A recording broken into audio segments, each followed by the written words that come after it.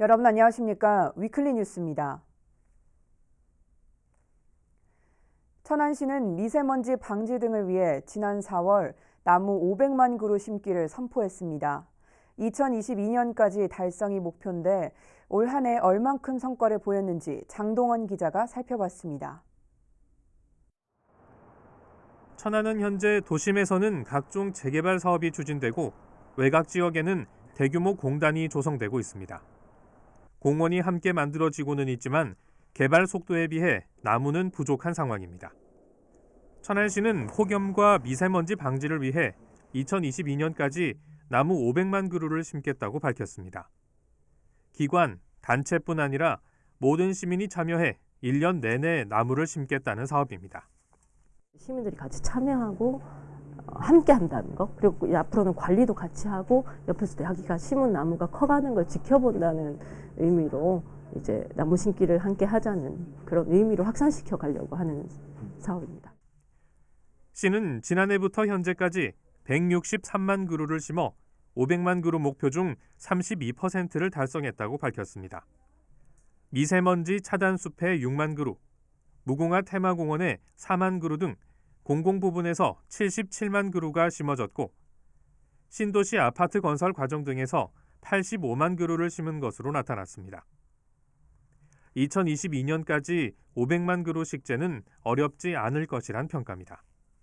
나무 한 그루 한 그루가 크기가 크고 작고의 문제가 아니라 그런 게 항상 주변에서 흔히 볼 수 있고 느낄 수 있게 되는 게 중요하기 때문에 저희 과에서는 저희 팀 말고 다른 팀에서도 이제 앞으로는 뭐 꽃이 많이 피는 나무를 심는다든가 그런 다양한 사업들을 지금 계획하고.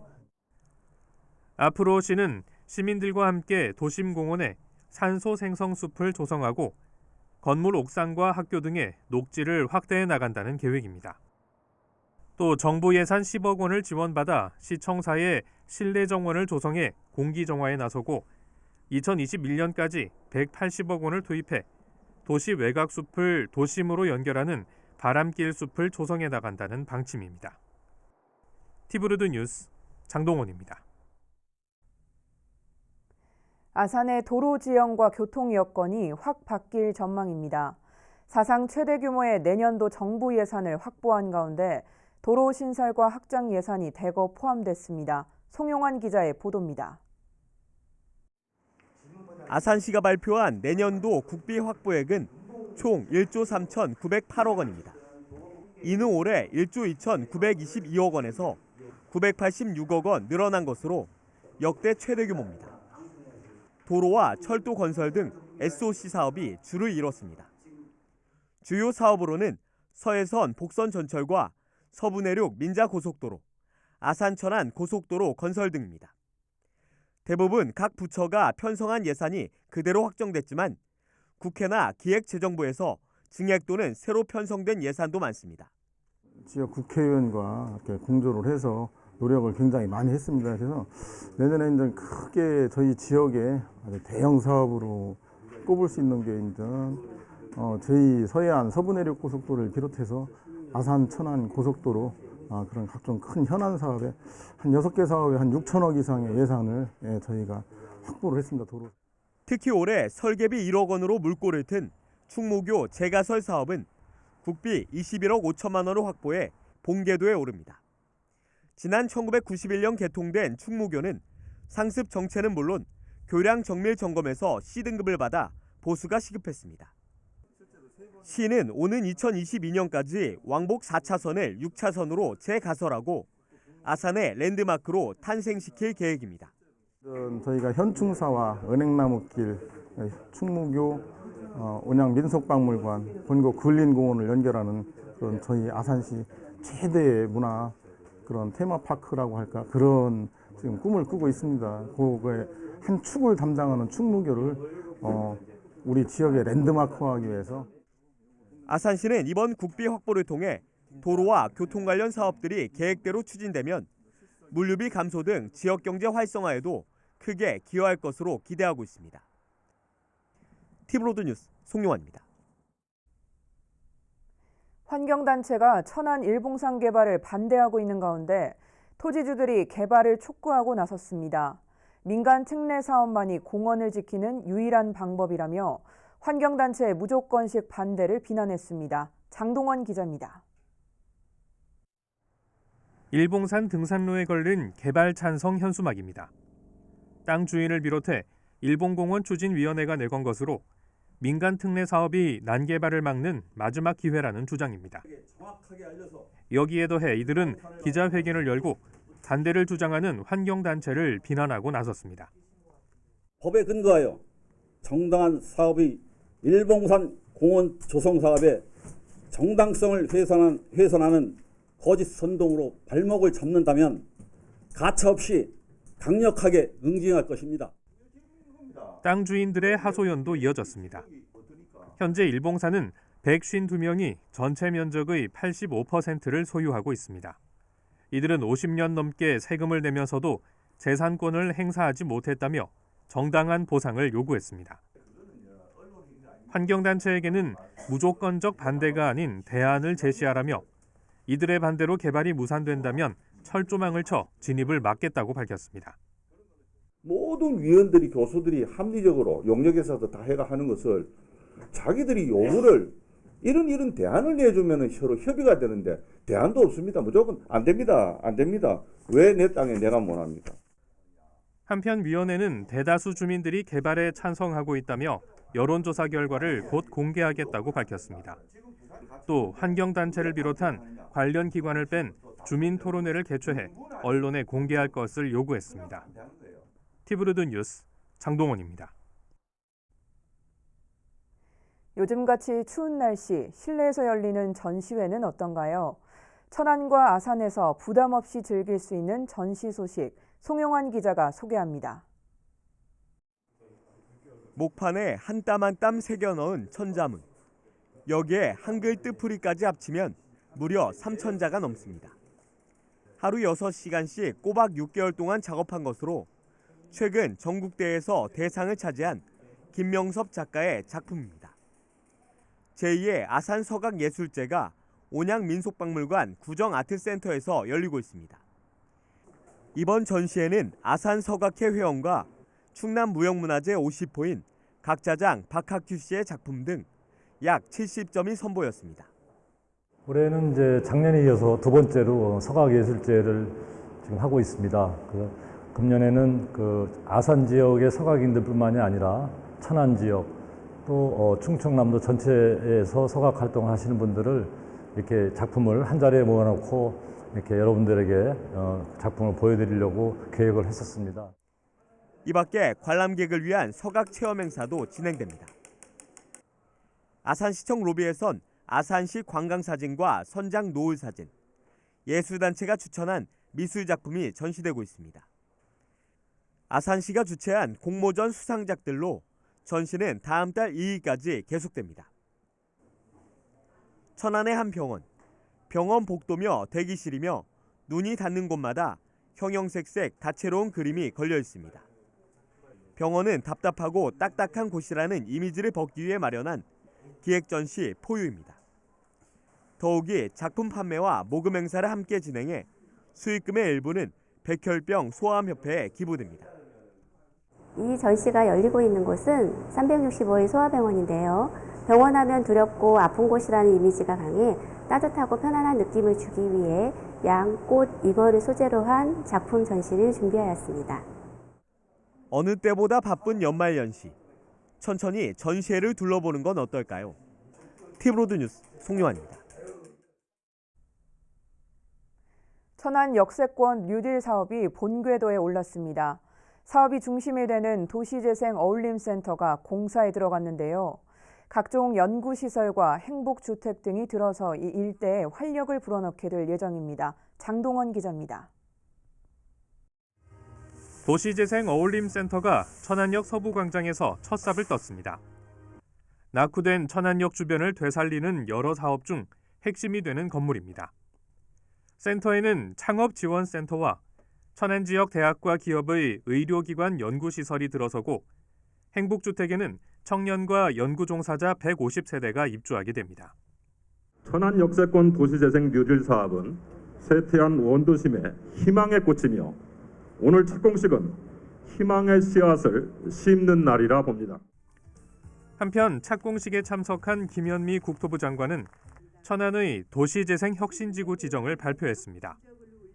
혁신지구로 지정될 경우 재정과 각종 특례 지원이 이루어지고 개발 계획 수립 즉시 사업에 착수할 수 있어 타 지역보다 빠른 효과를 기대하게 됩니다.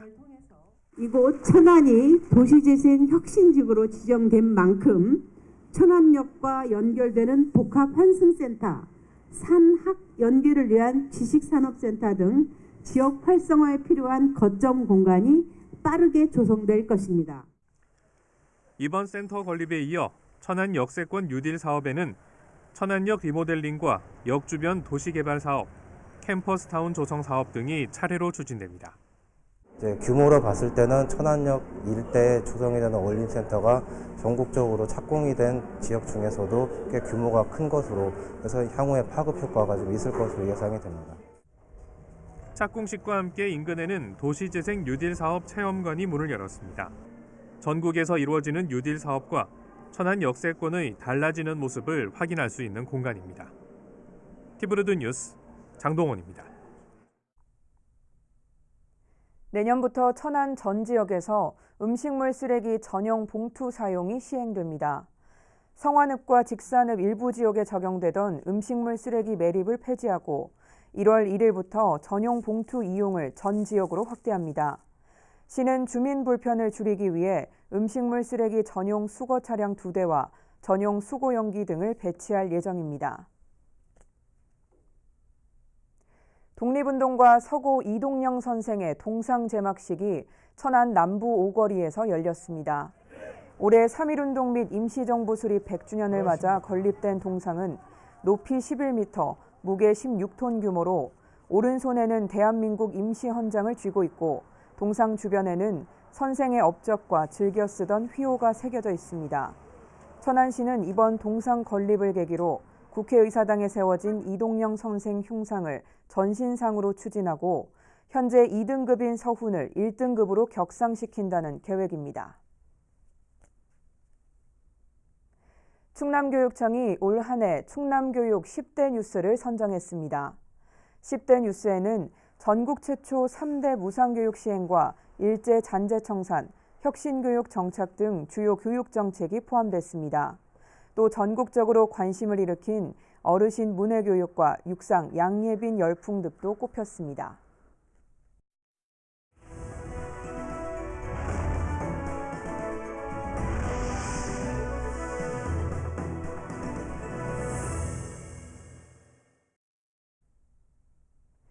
지난 10월 세종시가 네이버 제2데이터센터 건립 우선 협상 대상지로 선정된 이후 지역에서는 입지나 규모 등에 있어 갖가지 소문이 무성했는데요. 드디어 구체적인 윤곽이 드러났습니다. 건립 부지와 규모가 당초 계획보다 크게 늘 것으로 보입니다. 김우순 기자의 보도입니다. 세종시 4-2 생활권의 외곽순환도로 바깥에 위치한 대학용지입니다.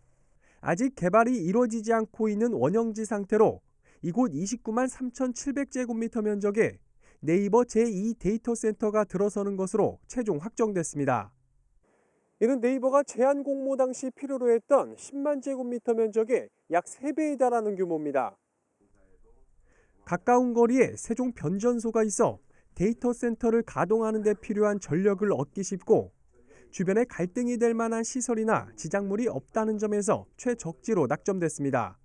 용도와 면적 및 전력 공급 등 네이버 측에서 요청한 5가지 요건을 모두 충족할 수 있는 곳으로 이 부지는 원형지이기 때문에 기업 측에서 회사의 비전과 발전 계획에 따라서 자유롭게 개발할 수 있게 되고 세종시와 네이버 등 관계기관이 데이터 센터 건립을 위한 합의각서를 체결했습니다.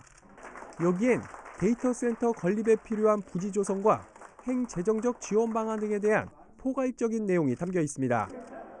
네이버는 이번 합의각서 체결을 시작으로 내년 6월 공사에 들어가 2022년 하반기 준공을 목표로 건립을 추진하겠다고 밝혔습니다. 새로 건립될 데이터 센터는 춘천에 있는 데이터 센터 각보다 5배 이상 큰 규모로 단독 기업으론 세계 최대 규모가 될 전망입니다. 규모나 이런 면에 있어서 아마 여러분들이 상상하기 어려운 데이터 센터를 아마 보시게 될 거고요. 이것은 대한민국뿐만이 아니라 동남아나 세계에서도 이렇게 손꼽히는 데이터 센터로 만들 생각입니다. 세종시는 이번 네이버 데이터 센터 유치를 계기로 데이터 산업의 메카로 발돋움하는 것은 물론 고용 창출과 지방세수 증가 등 지역 경제에 긍정적인 효과가 예상된다고 밝혔습니다. 티브로드 뉴스 김우순입니다. 세종 호수공원에는 스마트 시설인 태양광 스마트폰 충전 시설이 설치돼 있는데요. 추운 날씨에 관리까지 되지 않으면서 먹통이라고 합니다. 보도에 김장섭 기자입니다. 지난해 세종 호수공원에 설치된 태양광 스마트폰 충전 시설입니다. 테이블처럼 돼 있어 시민들이 쉬면서 스마트폰을 충전할 수 있습니다. 하지만 어찌된 일인지 스마트폰을 갖다 대도 충전은 되지 않습니다. 유선으로 연결해봐도 먹통입니다. 안 돼요. 지금 전화가 쓰고 있거든요. 해야죠. 제가 직접 스마트폰 충전 테이블을 이용해봤는데요. 보시는 것처럼 6곳 중 5곳이 이처럼 충전이 제대로 되지 않고 있습니다. 또 다른 벤치형 스마트폰 충전 시설입니다. 아예 작동이 되지 않습니다. 확인 결과 설치된 8개 시설 가운데 2곳만 무선 충전이 가능했고 유선 충전은 모두 불가능했습니다. 현재 관리는 LH 세종특별본부에서 하고 있는 상태. 추운 날씨에 충전 효율도 떨어지는 데다 잦은 고장까지 겹치면서 세종시로 인수까지 미뤄지고 있습니다. 한 달 전에 점검을 했거든요. 이렇게 해놓고. 네네. 근데 된 게 있고 안 된 게 있고 그러더라고요. 이런 가운데 충전시설 설치 업체 측은 이번 주 중으로 수리를 진행하겠다고 밝혔습니다. 결국 제대로 된 관리가 이루어지지 않으면서 시민 체감형 스마트 시설이라는 이름이 무색해지고 있습니다. 티브로드 뉴스 김장섭입니다. 내년 6월이면 세종시에서도 수소차 연료 충전이 가능할 전망입니다. 세종시 첫 수소 충전소가 본격 공사에 들어간 건데 조성 대상지는 다름 아닌 정부 세종청사 한복판입니다. 김우순 기자의 보도입니다. 대한민국 행정의 중심지인 정부 세종청사 한복판에서 수소 충전소 건립을 위한 첫 발을 뗐습니다. 지난 9월 국회에 들어선 수소 충전소에 이어 국가 주요 시설에 구축하는 두 번째 사례이자 세종에 생기는 첫 상업용 충전소입니다. 계획대로 추진될 경우 내년 6월 중 준공될 전망입니다. 이번 착공식을 계기로 다른 공공청사, 혁신도시 등에도 더 많은 수소 충전소가 설치될 것으로 기대하고 있습니다. 정부 청사 수소 충전소는 하루 14시간 운영 기준으로 수소 전기차 70대 또는 수소 전기버스 12대까지 충전이 가능합니다. 수소차를 이용해 정부 청사를 찾는 민원인들은 물론 일반 시민들의 편의가 크게 향상될 것으로 기대를 모으고 있습니다. 얼마 전에 대전에 수소 충전소가 문을 열기 전까지는 충전을 하려면 내포 신도시까지 갔다 와야 했습니다. 정부 세종청사 이곳에 수소 충전소가 문을 열게 된다면 수소차를 이용하시는 분들이 아마도 많이 세종시에 오가게 될 것이라고 봅니다. 정부는 현재 전국의 33곳에 불과한 수소 충전소를 2022년까지 모두 310곳으로 늘려나간다는 계획입니다. 세종시에서도 이곳 신도시 대평동 일원에 한 곳의 수소 충전소가 추가로 건립될 예정입니다. 이번 수소 충전소 구축을 계기로 세종시의 수소차와 수소버스 보급 사업도 한층 탄력받을 수 있게 됐습니다. 티브로드 뉴스 김우순입니다. 내년부터 세종 지역 교과 특성화 학교와 캠퍼스형 공동교육과정이 확대되는데요. 달라지는 주요 정책을 김장섭 기자가 짚어봤습니다. 먼저 내년에는 교과 특성화 학교가 10개 고등학교에서 15개로 확대됩니다. 특성화 학교는 사회융합, 미술, 과학 등 중점 분야를 지정해 운영하는 학교를 말합니다. 학교마다 지정된 특성화 과목은 온라인을 통해 다른 학교 학생들도 자유롭게 배울 수 있습니다. 캠퍼스형 공동교육과정 영역도 확대됩니다. 기존에 운영하고 있는 캠퍼스형 공동교육과정에 수능을 대비한 심화과정과 2학기부터는 직업 자격증 대비 과정이 추가돼 모두 5개 플랫폼으로 운영될 예정입니다. 모든 학생의 진로 다양성이 존중받는 캠퍼스형 공동교육과정은 기존의 1, 2, 3, 3개 영역에 4과정과 5과정의 영역을 더해서 총 5개 영역으로 확대해 여러 유형의 대입과 취업에 대비하고 보편적 교육복지도 한층 더 강화됩니다. 고등학교 입학금을 비롯해 2, 3학년의 수업료와 학교 운영지원비, 교과서비가 면제됩니다. 또한 중고등학교 교복과 수학여행비, 그리고 유치원 누리과정비도 무상으로 지원할 계획입니다. 아울러 교과과정과 마을을 연계한 세종마을학교를 40곳으로 확대하고 학부모가 교육의 주체로 학교 밖에서 자녀들의 성장을 돕는 씨앗 마을학교를 시범 운영하는 한편 생활권역별 복컴을 활용한 마을 방과후를 6곳으로 늘릴 예정입니다. 지금 현재 대평 한솔동에서 하고 있는데 아름, 고운, 새롬, 보람동을 더해서 모두 6개소로 확대하는 등 양질의 지역교육 자원을 체계적으로 관리해서 돌봄과 배움의 기회를 확대하겠습니다. 이와 함께 세종시 교육청은 학교자치 모델학교를 25곳으로 확대하고 5-1 생활권 스마트시티에 인공지능 등 정보통신 기술을 활용한 차세대 교육 기술을 적용할 수 있도록 할 계획입니다. TV로드뉴스 김장섭입니다. 세종시 보건환경연구원이 법정 감염병 확인 진단과 식중독 원인 규명 업무를 시작합니다. 보건환경연구원은 메르스와 A형 간염, 독감 등 발생 시 파급 효과가 큰 28종을 우선 선정해 인증 절차를 진행했으며 신뢰도 검증 평가에서 28개 전 항목 만점을 받았습니다. 이에 따라 감염병 조치 차단과 확산 방지, 감염병 유행 예측이 가능해지면서 선제적 대응이 가능해질 전망입니다. 이상으로 뉴스를 마칩니다. 시청해주신 여러분 고맙습니다.